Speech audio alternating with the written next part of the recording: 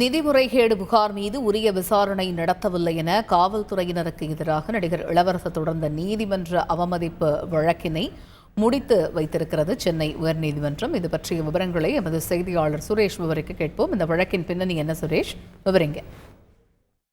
வணக்கம். தென்னிந்திய திரைப்பட ஒளிப்பதிவாளர்கள் சங்கத்தினுடைய நிதி 40 லட்சம் ரூபாயை முறைகேடு செய்ததாக அந்த சங்கத்தினுடைய முன்னாள் ஊழியர்களுக்கு எதிராக காவல் நிலையத்தில் புகார் அளிக்கப்பட்டிருந்தது. இந்த புகார் தொடர்பான விசாரணையை விரைவாக முடித்து இறுதி அறிக்கை தாக்கல் செய்ய வேண்டும் என்று மத்திய குற்றப்பிரிவுக்கு சென்னை உயர்நீதிமன்றம் உத்தரவிட்டிருந்தது.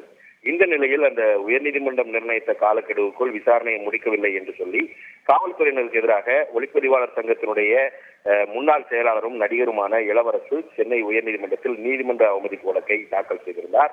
இந்த வழக்கு நீதிபதி ஜெகதீஷ் சந்திரா முன்பு இன்றைக்கு மீண்டும் விசாரணைக்கு வந்தபோது அரசு தலைமை குற்றவியல் வழக்கறிஞர் அசன் முகமது ஜின்னா ஆஜராகி இந்த புகாரினுடைய தீவிரத்தை உணர்ந்து வழக்கை மீண்டும் விசாரிக்க கோரி சைதாப்பேட்டை நீதிமன்றத்தில் மனு தாக்கல் செய்துள்ளதாகவும் அந்த விசாரணையை உதவி ஆணையர் மீண்டும் மேற்கொள்ள இருப்பதாகவும் தெரிவிக்கப்பட்டது. இதையடுத்து காவல்துறையினுடைய இந்த விளக்கத்தை ஏற்றுக்கொண்ட நீதிபதி விசாரணையை முடித்து அதன் இறுதி அறிக்கை விரைவில் தாக்கல் செய்ய வேண்டும் என்று உத்தரவிட்டு இளவரசு தொடர்ந்த நீதிமன்ற அவமதிப்பு வழக்கை முடித்து வைத்து உத்தரவிட்டிருக்கிறார். தகவல்களுக்கு நன்றி சுரேஷ்.